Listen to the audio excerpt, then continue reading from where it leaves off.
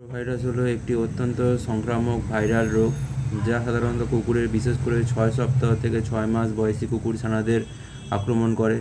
এটি মূলত কুকুরের অন্ত্রের কোষকে আক্রমণ করে, যার ফলে হজম প্রক্রিয়া ব্যাহত হয় এবং তীব্র অসুস্থতা দেখা যায়।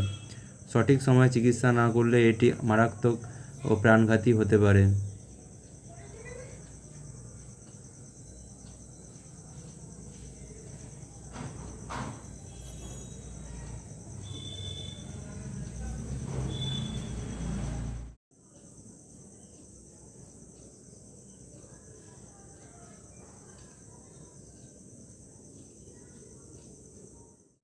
এর কারণ এবং ট্রান্সমিশন কিভাবে হয়, পার্ভোভাইরাস রোগটা কিভাবে ছড়ায় সেটা আমরা বলি এবারে। এটা হলো ক্যানাইন পার্ভোভাইরাস টাইপ 2 থেকে এই রোগটা ছড়ায় এবং এই ভাইরাস টার্গেট করে সাধারণত ইন্টেস্টাইনের সেলগুলোকে টার্গেট করে এবং সেলগুলোকে ডিভাইডিং করে দেয় এবং এরা বোন মারোতে এফেক্ট করে এবং রেড ব্লাড সেলের কাউন্ট কমিয়ে দেয় এবং যার ফলে ইমিউন সিস্টেম একটু ব্যাহত হয়। অল্প বয়স্ক পাপি খুবই এফেক্টেড হয় এবং পাপিদের হার্ট মাসালকেও খুবই এফেক্টেড করে এবং মায়োকার্ডাইটিস হয় যার জন্য।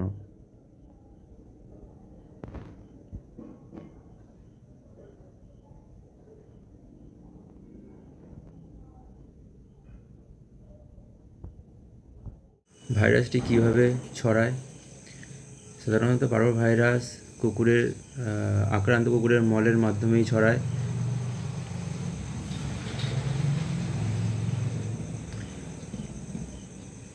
এবং ভাইরাসটি পরিবেশের ঘাস, মাটি, সিমেন্ট এবং মানুষের হাতে এরা অনেক সময় বহু বছর ধরে বেঁচে থাকতে পারে পরিবেশের মধ্যে।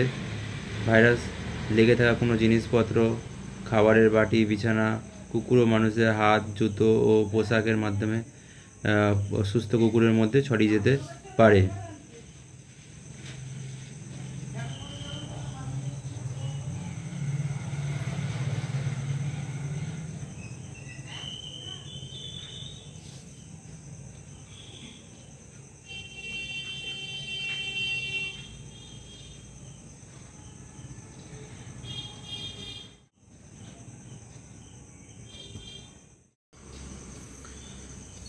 এবার আসি পার্ভোভাইরাসের কী কী সিমটম।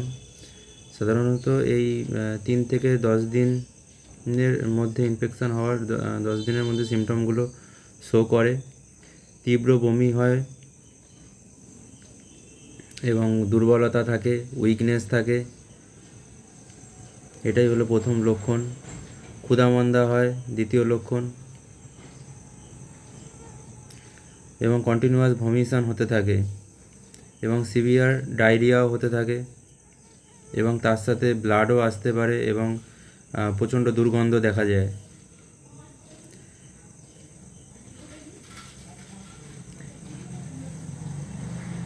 জ্বর থাকে সাধারণত 102 থেকে 4-5 ডিগ্রি ফারেনহাইট পর্যন্ত হয়ে যেতে পারে। ওজনে হ্রাস হতে পারে, পেটে ব্যথা এবং অস্বস্তি ভাব হতে দেখা যায়। যেহেতু খুবই বমি এবং ডায়রিয়া হয়, সেহেতু কুকুরের দুর্বলতা এসে যায় এবং শরীরে জলের অভাব দেখা দেয়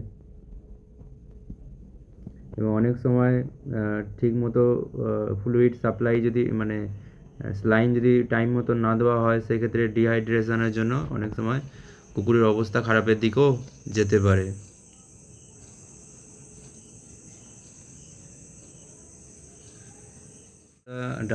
ডায়াগনোসিস কীভাবে করা যায়? একজন ভেটেরিনারিয়ান সাধারণত সাসপেক্ট করে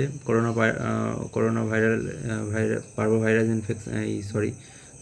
ক্যানাইন পার্ভোভাইরাস ইনফেকশানকে। সেটা হলো এর কুকুরকে ভ্যাকসিনেশান দেওয়া হয়েছে কি না সেটা ওনারের কাছ থেকে জেনে এবং কুকুরে কী কী ক্লিনিক্যাল সাইন দেখা যাচ্ছে, সাধারণত ভমিশন এবং ডায়রিয়া দেখেও এই রোগকে ডিটেক্ট করা যায় এবং ভালোভাবে ডিটেক্ট করতে গেলে সাধারণত ব্লাড টেস্ট করতে হয়।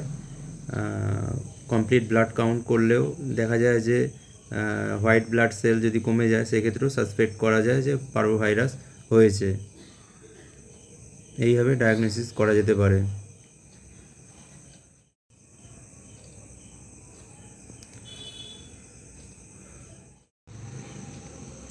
বন্ধুরা, এবার আসি এই রোগের ট্রিটমেন্ট কিভাবে করা যেতে পারে সেটা তোমাদের এবার বলি। সাধারণত যেহেতু এটা একটা ভাইরাস গঠিত রোগ, তাই এর কোনো নির্দিষ্ট চিকিৎসা নেই এবং ভাইরাস রোগের ক্ষেত্রে কোনো চিকিৎসা সেইভাবে দেখা যায় না। তবে সাপোর্টিভ কিছু চিকিৎসা করা যেতে পারে, যেগুলো তোমাদের একটু বলি। সেগুলো হলো, প্রথমেই যদি ওরকম বমি বা পায়খানা যদি করতে দেখা যায় এবং যদি ভ্যাকসিনেশান যদি না করা থাকে পারোভাইরাসের, সেক্ষেত্রে আমরা যদি ডিটেক্ট করে ফেলি যে এটা পারোভাইরাস হয়েছে, সেক্ষেত্রে প্রথমেই অসুস্থ কুকুরকে হাসপাতালে ভর্তি করা দরকার বা হাসপাতালে নিয়ে যাওয়া দরকার। এক্ষেত্রে আইভি ফ্লুইড, বমি ও ডায়রিয়ার জন্য আইভি ফ্লুইড দেওয়া যেতে পারে। সেক্ষেত্রে এনএস, ডিএনএস বা আরএল এই জাতীয় ফ্লুইড সাধারণত দেওয়া হয়ে থাকে। এই বিষয়ে তোমরা যদি পরে জানতে চাও, আমি পরে অন্য ভিডিওতে তোমাদের জানিয়ে দেবো কীভাবে কী আইভি ফ্লুইড সাধারণত ব্যবহার করা হয়। দ্বিতীয় হলো, বমি নিয়ন্ত্রণ করার জন্য বমি ওষুধ যেমন মেটাক্লোপ্রামাইড বা অনডেন, যে সমস্ত অ্যান্টি ভমিটিং ওষুধ আছে সেগুলো ইউজ করা যেতে পারে। অ্যান্টিবায়োটিক কিছু ইউজ করা যেতে পারে। অ্যান্টিবায়োটিক যেমন সেফালোস্পোরিন গ্রুপের ওষুধ বা সেফালোস্পোরিন বা জেন্টামাইসিন, এইগুলো সাধারণত ইউজ করা যেতে পারে। এবং এই সময় পুষ্টিকর খাদ্য কুকুরকে দেওয়া প্রয়োজন। যদি কুকুর একান্তই না খেতে পারে, সেক্ষেত্রে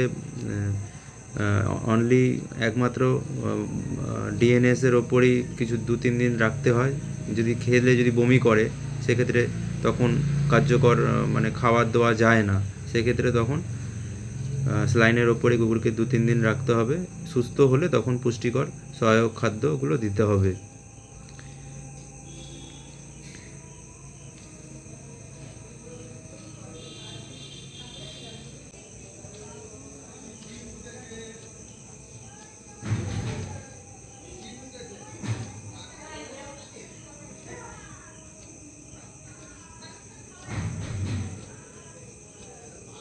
তোমরা নোট ডাউন করে নিতে পারো এগুলো।